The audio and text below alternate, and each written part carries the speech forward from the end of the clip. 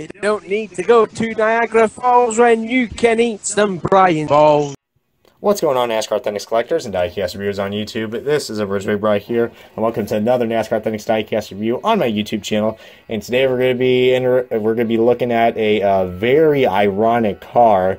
I probably should have questioned my insanity of why I got this car, but I think you guys are going to be in for one hell of a treat. So without further ado, guys, we're going to go ahead and unbox this car and give you guys a diecast review on Kyle Busch's 2017 Interstate Batteries Toyota Camry for Joe Gibbs Racing.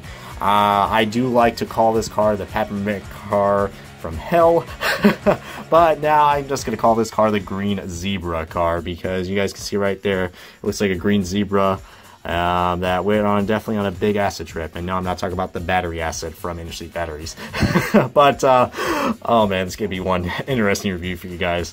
But yeah, this is a very ugly looking car that I got from I almost said my good friends at Target. Yeah, I got connections at Target now. But yeah, I got this at Target, guys, and it's a very interesting car, quote unquote interesting. But and here is the traditional packaging. We have the standard licensing, and we also get the collect them all for NASCAR Authentics Wave 10. So very interesting right there. So without further ado, before I go see my shrink, we'll go ahead and unbox this bad boy and take a closer look at the Kyle Busch Interstate Batteries Green Zebra car.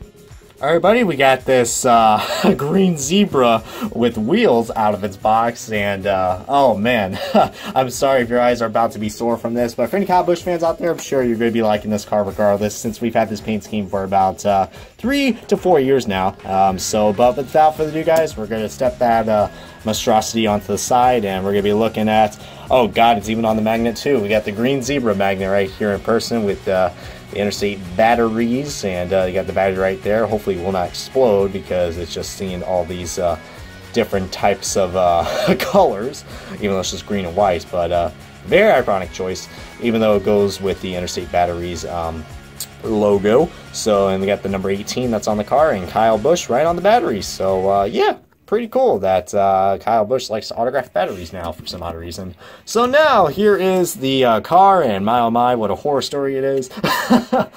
I'm sorry guys, I'm trying my best to like this car, but I thought this would be an entertaining review for you guys. So yeah, the Kyle Busch Interstate Batteries car. I definitely have a lot of mixed feelings about this car. You guys know, this paint scheme is definitely something. I think the paint scheme designers really had a good acid trip when they were trying to create this car. I mean, the only cool thing I like about it is probably that top, because we get different color variation. I think the dark green would look pretty cool, plus it actually reminds me of the old Interstate battery cars that we used to have back in the day. Not anymore though, we got this car. Oh man, this is just, well, one good thing though is that this car was brought in victory lane. I mean, not for this year, for 2017, but he has won in this car before already. So, I guess you could say this is a very iconic Kyle Busch car, even though I just really wish they changed this paint scheme up. I mean, it's starting to grow on to me, but I just can't take this car seriously.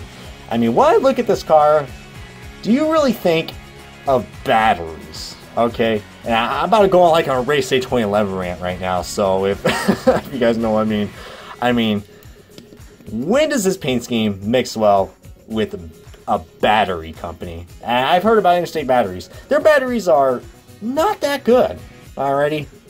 And my job consists of taking these batteries out on a daily basis. Yeah, I don't really know what to say about this car, but I'm trying to make this a very positive review. But here we go, we can just show this car right here. This is probably the most interesting part of this diecast. I stand corrected, there are diecast chips right here. Well, this diecast view is going oh so awkward.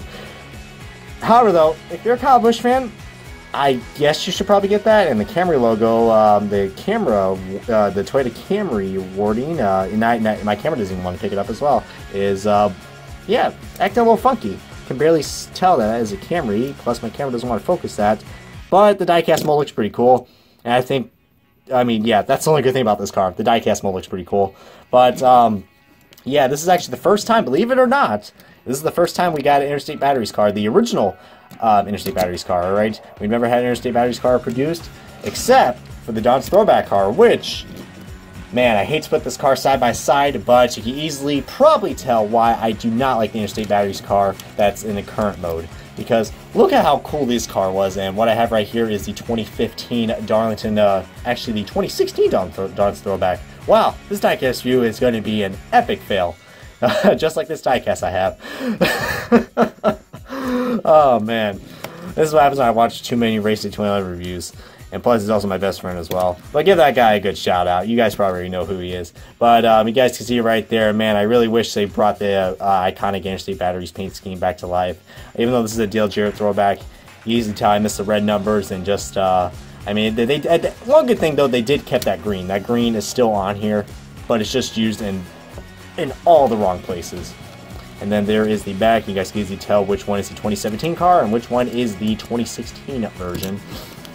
But without a doubt, you guys probably know what I'm going to say, which car you would recommend getting. Definitely the throwback car. Absolutely. If you have to find an Interstate Batteries car for your series or for collection, this is the one to go for current gen, guys. This is the one to go. But if you really have bad luck trying to find that car, because I believe you can only get that car on eBay or do diecast trades on Facebook or whatever, then this may be your next bet, because this is what's at stores right now. I will admit, it is a very eye-catching car. Is it my favorite Kyle Busch car? Nope.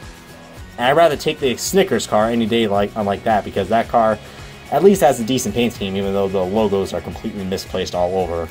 But this car, I mean, whether you like it or not, I think it's, I don't know. Oh man, I mean, I think I should probably stop talking crap about this car. You know, I do have mixed feelings about the driver, but this paint scheme is just a whole nother level. Please, dear God, for the love of me, they're probably keeping this paint scheme for 2018, but for 2019, get rid of this paint scheme. Please. Some people are probably already grown to this. I still don't like it. But if you do like Kyle Busch and do like the Interstate Batteries car, or if you're a big fan of peppermint patties or green zebras, then maybe that's the only exception you guys get this car.